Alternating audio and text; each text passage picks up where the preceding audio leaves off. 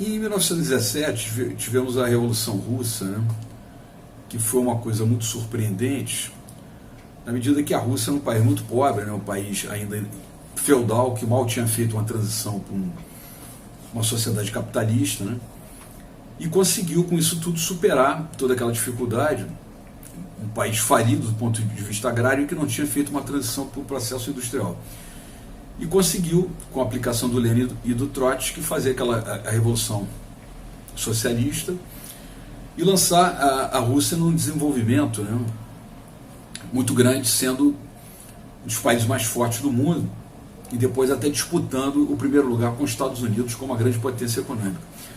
Então, essa Revolução Russa, ela deixa exemplos, não só do ponto de vista da discussão da distribuição de renda, enfim, da organização social, mas do próprio desenvolvimento econômico, da própria capacidade de desenvolvimento do sistema produtivo.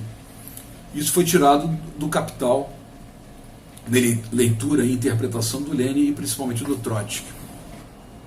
Então, quando houve a Revolução, na época, né, chegando a Revolução, o Lenin, que era a maior liderança efetiva, ele não queria fazer a Revolução porque ele achou que não estava na hora, porque dentro do Capital, né, do Karl Marx, dizia que só se iria para o socialismo quando tivesse esgotado o capitalismo. E o capitalismo não estava sequer, de uma forma mais efetiva, implantada na União Soviética. Então ele achou que não era o momento, já que não havia um esgotamento do capitalismo e sequer ainda o capitalismo. E o Trotsky não, ele falou, não, independente disso, há condições para se fazer a revolução, porque os ingredientes estão aí. E a revolução foi feita, né, e se conseguiu superar uma população praticamente analfabeta, absorver aqueles conceitos do marxismo, né, propriamente do Tratado Econômico do Capital, e a União Soviética virou essa potência, né, aplicando exatamente as ideias do Marx na interpretação principalmente do Trotsky. E que ideias foram principalmente essas? Foram exatamente a ideia do combate à mais-valia, do sentido de coletivização de meio de produção. Se abandonou aquela ideia de propriedade privada, né, se conseguiu chegar, pelo menos, ao entendimento razoável de que a propriedade era uma coisa coletiva e as pessoas trabalhavam para o todo.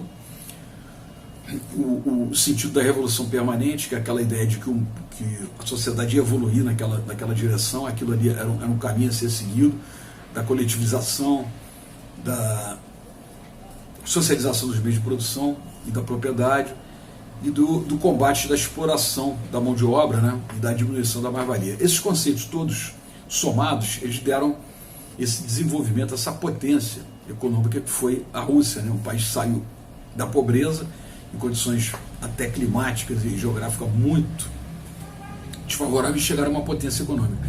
Mas tudo isso está dentro do Capital. Isso tudo está tudo elencado, independente de uma transição ou não para uma sociedade comunista, socialista. Ele colocou esses ingredientes como fundamentais para uma disparada, né, e um desenvolvimento do setor produtivo e da área comercial e econômica propriamente dito. E foi realmente o que aconteceu. Então, como conclusão disso, nós podemos entender que a Revolução Russa ela foi apagada da história, né, porque se fala muito em Revolução Francesa e se fala muito da Revolução Industrial. Se fala e se estuda e se entende essas duas revoluções como a base, a razão da nossa civilização contemporânea. Mas a Revolução Russa ela tem muito a ensinar do ponto de vista da aplicação das leis do Capital, né, do Karl Marx, da sua obra de economia política, inclusive dentro de um mundo que está afogado aí numa visão liberal, né, e numa crise liberal, né, e também inclusive no primeiro mundo, Europa e Estados Unidos. Então esses conceitos que foram aplicados na Revolução da Rússia, naquela Revolução 17, eles são muito aplicáveis ao momento atual, eles são muito assim, importantes para serem avaliados como um método de solução para essa crise e para essa contradição do mundo atual.